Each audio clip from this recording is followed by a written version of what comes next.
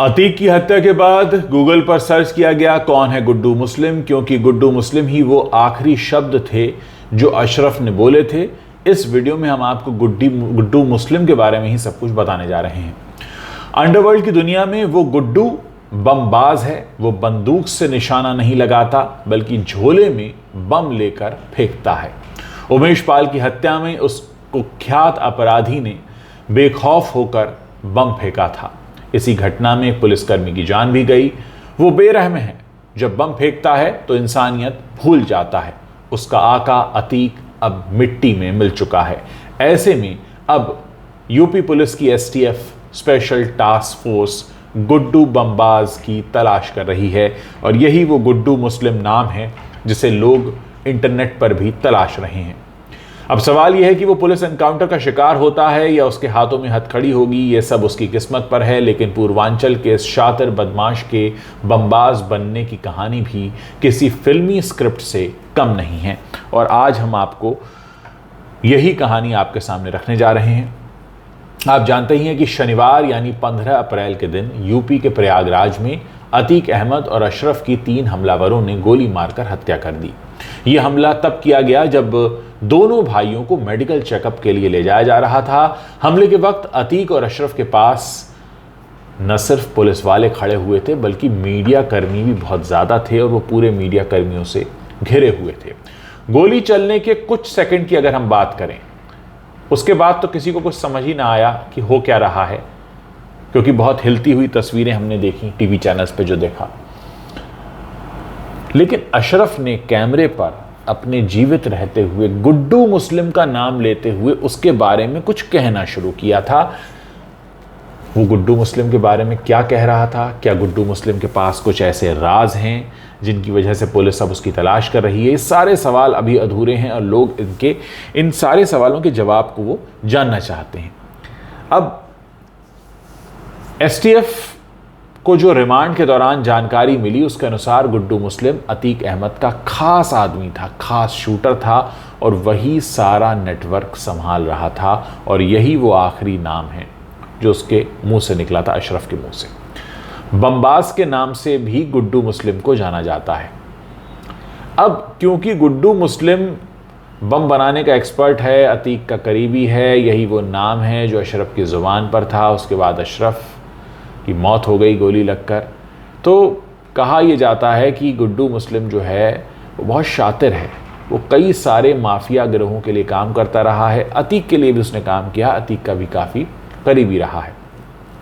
गुड्डू मुस्लिम के बारे में कहते हैं कि वो सिर्फ 15 साल का था जब उसने अपराध की दुनिया में कदम रख दिया था और शुरुआत में वो छोटी मोटी चोरियां किया करता था, लेकिन कुछ समय बाद बाहुबलियों के साथ जुड़ता चला गया, उसका कद बढ़ता चला गया और उसने फिर बम बनाना शुरू कर दिया। धीरे धीरे गुड्डू इन गिरोहों के बीच इतना मशहूर हो गया कि राज्य में होने वाले किसी भी बड़े आपराधिक मामले में गुड्डू मुस्लिम का नाम जुड़ने लगा। बीबीसी की एक रिपोर्ट के अनुसार गुड्डू मुस्लिम ने कई बड़े माफियाओं के लिए 2 दशकों तक काम किया है। इन माफियाओं में श्री प्रकाश शुक्ला, मुख्तार अंसारी, धनंजय सिंह और अभय सिंह जैसों का नाम भी शामिल है। अब हम आपको बताते हैं कि किस पारिवारिक पृष्ठभूमि से आता है गुड्डू मुस्लिम और किस तरह से उसने जुर्म की दुनिया में अपनी जगह बनाई, किस तरह वो सीढ़ियों को चढ़ता चला गया और कैसे वो इतना बड़ा बना। बड़े से ज़्यादा मैं कहूँगा खूंखार बना। बड़ा तो क्या ही है, कोई अपराधी। इलाहाबाद यानी प्रयागराज में जन्मे गुड्डू मुस्लिम का नाम बचपन से ही छोटे मोटे अपराध में आने लगा था। आगे चलकर उसने अपराध को ही अपना व्यवसाय बना लिया। वो स्कूल में लूट और रंगदारी जैसे काम करने लगा था। धीरे धीरे गुड्डू मुस्लिम की बढ़ती बदमाशी से उसके घर वाले परेशान रहने लगे। फिर उसे लखनऊ भेज दिया गया। हालांकि यहाँ भी वो रुका नहीं। अब छोटे मोटे अपराध करने वाले गुड्डू की मुलाकात पूर्वी उत्तर प्रदेश यानी पूर्वांचल के 2 बाहुबलियों अभय सिंह और धनंजय सिंह से हुई और ये दोनों ही उस वक्त लखनऊ यूनिवर्सिटी में पढ़ाई कर रहे थे।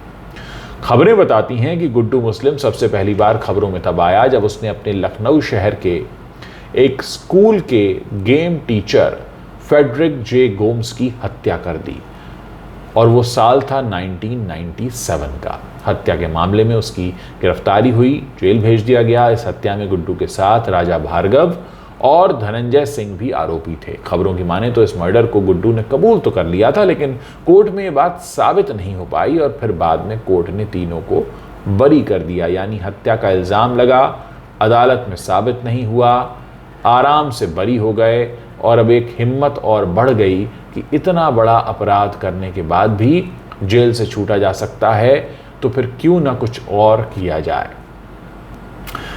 अब बात करते हैं कि कैसे पड़ा गुड्डू का नाम बमबाज। 24 फरवरी 2023 के दिन गुड्डू मुस्लिम का एक वीडियो सोशल मीडिया पर काफ़ी वायरल हुआ। दरअसल उमेश पाल हत्याकांड के बाद वो एक वीडियो में नजर आया जहां पर वो बमबाजी कर रहा है। वीडियो क्लिप में गुड्डू मुस्लिम अरमान बिहारी के साथ बाइक पर नजर आ रहा था। वो बाइक से उतरता है और अपने बैग से देसी बम निकालकर फेंकने लगता है। गुड्डू मुस्लिम पर आरोप है कि उमेश पाल हत्याकांड में असद अहमद के साथ वो भी शामिल था और इसीलिए उसकी तलाश अभी भी पुलिस कर रही है। फिलहाल वो फरार है। उत्तर प्रदेश पुलिस ने उमेश पाल के हत्याकांड के बाद गुड्डू मुस्लिम पर 5 लाख का इनाम भी घोषित किया हुआ है। यानी अगर कोई व्यक्ति गुड्डू मुस्लिम का पता बताता है तो उसे 5 लाख रुपए पुलिस की तरफ से दिए जाएंगे। कहा यह जाता है कि गुड्डू मुस्लिम बिहार के माफियाज के लिए भी काम कर चुका है। 54 साल का गुड्डू मुस्लिम न सिर्फ उत्तर प्रदेश बल्कि बिहार के माफियाओं के साथ भी बड़ा करीबी रहा है और यही कारण है कि उसे फरार होने में मदद मिलती रही है। उमेश पाल हत्याकांड के प्लानिंग के दौरान अतीक के बेटे असद ने अपने सभी सहयोगियों का कोड नेम बनाया था, जिसमें गुड्डू मुस्लिम को मुर्गी का नाम दिया गया था, क्योंकि अपने असल नाम से नहीं पुकारते हैं ताकि पकड़े जाएंगे, इसलिए गुड्डू मुस्लिम का नाम रखा गया मुर्गी। इस कोड नेम को देने की वजह यह थी कि उसके परिवार का चिकन का काम है। वहीं असद और गुलाम के एनकाउंटर के बाद एसटीएफ ने मुर्गी को पकड़ने के लिए अपनी पूरी ताकत झोंक दी। मुर्गी ही गुड्डू मुस्लिम है। इस बीच कई खबरें सामने आई थी कि एसटीएफ ने लगभग गुड्डू को पकड़ ही लिया है, लेकिन इस खबर की कभी पुष्टि हो नहीं पाई। गुड्डू मुस्लिम के बारे में ज़्यादा जानकारी निकालें तो ये भी सामने आता है कि वो श्री प्रकाश शुक्ला को अपना गुरु मानता था। और आप जानते हैं कि उत्तर प्रदेश के माफिया जगत में श्री प्रकाश शुक्ला एक बहुत खूंखार नाम रहा है।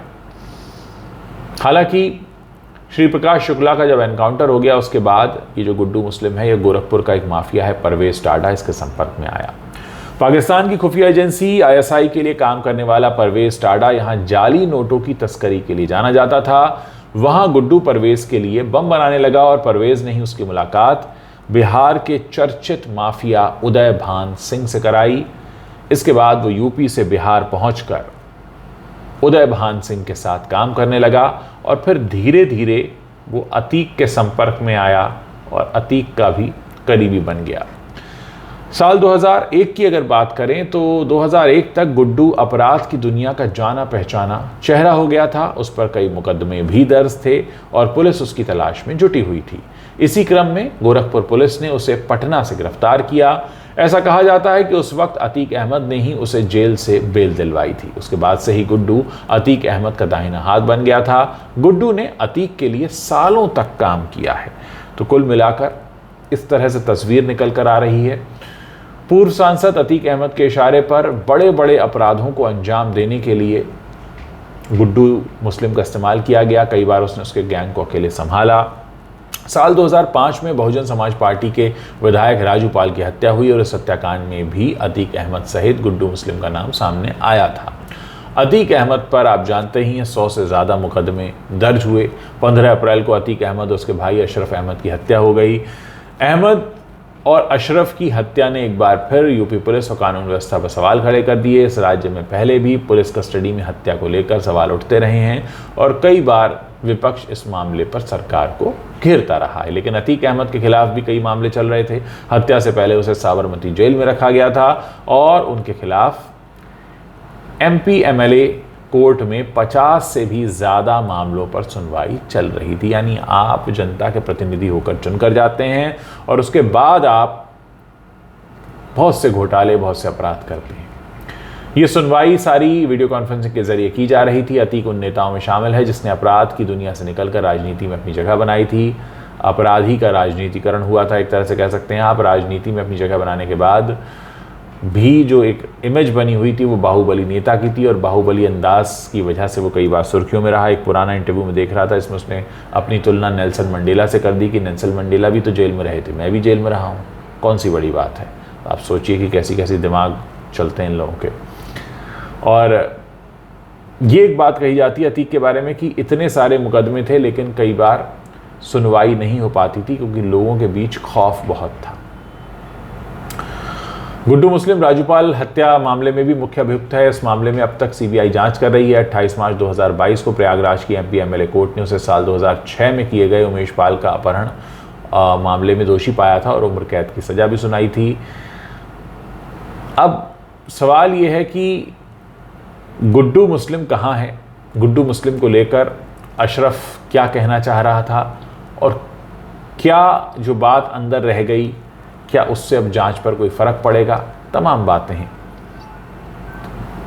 जहां पर ये गोली चली है इलाहाबाद हाईकोर्ट से 3 किलोमीटर की दूरी बताई जाती है। प्रयागराज एसएसपी का आवास वहां से 6 किलोमीटर की दूरी पर है।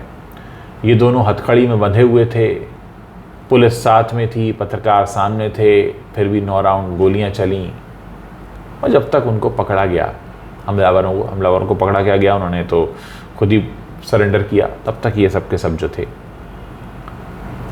दोनों मर चुके थे। अगर हम अतीक की बात करें तो अतीक पहला मामला ऐसा नहीं है, इसके अलावा भी बहुत सारे ऐसे मामले रहे हैं जो अपराध की दुनिया से निकलकर लोग राजनीति में पहुंचे। रघुराज प्रताप सिंह की बात कर लें, कुंडा के राजा भैया कहलाते हैं। उनके खौफ की कहानी कुछ ऐसी है कि दिलेरगंज में घर जलते रहे और 100 मीटर दूर पर ही तालाब भी था, लेकिन किसी में इतनी हिम्मत नहीं थी कि कोई एक बाल्टी पानी निकालकर घर में लगी आग को बुझाने की कोशिश कर सके। प्रतापगढ़ जिले में एकमात्र बाहुबली है और नाम है रघुराज प्रताप सिंह उर्फ राजा भैया। मुख्तार अंसारी की बात करें तो मुख्तार अंसारी ये वो नाम है जिनके खौफ से पूर्वांचल में सीबीआई ने भी केस वापस कर दिया था। हालांकि आतंक का ये चैप्टर अब बंद हो गया। बाहुबली मुख्तार अंसारी जेल गया और चुनाव में उसके बच्चे उतरने लगे। भदोही जिले की एक सीट है, वहां ज्ञानपुर के विधायक हैं विजय मिश्रा और इनका भी क्षेत्र में काफ़ी प्रभाव माना जाता है। ज़्यादातर वक्त जेल में रहे हैं लेकिन किसी भी पार्टी से आ जाएं तो चुनाव जीत जाते हैं। ये वही विजय मिश्रा हैं जिन्हें कभी मुलायम सिंह अपने बेटे जैसा मानते थे। तो कुल मिलाकर सारी बातें मैं आपको इसलिए बता रहा हूँ कि चाहे गुड्डू मुस्लिम हो, अतीक अहमद हो, चाहे जितने भी अपराधी हों जिनका राजनीतिकरण हो गया, मैं तो यही कहूँगा उन्हें कहीं ना कहीं संरक्षण मिलता रहा है और ये संरक्षण मिलने की वजह से ही ये इतना आगे बढ़ते हैं। ऐसा संभव नहीं है कि हमारे देश की राजनीतिक पार्टियां सहयोग न करें और उसके बाद ये इतने बड़े बन जाएं। होता यही है कि इन्हें कहीं ना कहीं से सहयोग मिलता रहता है। तो गुड्डू मुस्लिम की कहानी आपने सुन ली, आपने ये भी सुन लिया किस तरह से राजनीतिक संरक्षण मिलता रहा। देखते हैं पूरा केस आगे कैसे बढ़ता है, इस पर पूरी नज़र रहेगी। आगे आप लोग बताते रहिए और किस तरह की कहानियाँ आप मुझसे सुनना चाहते हैं।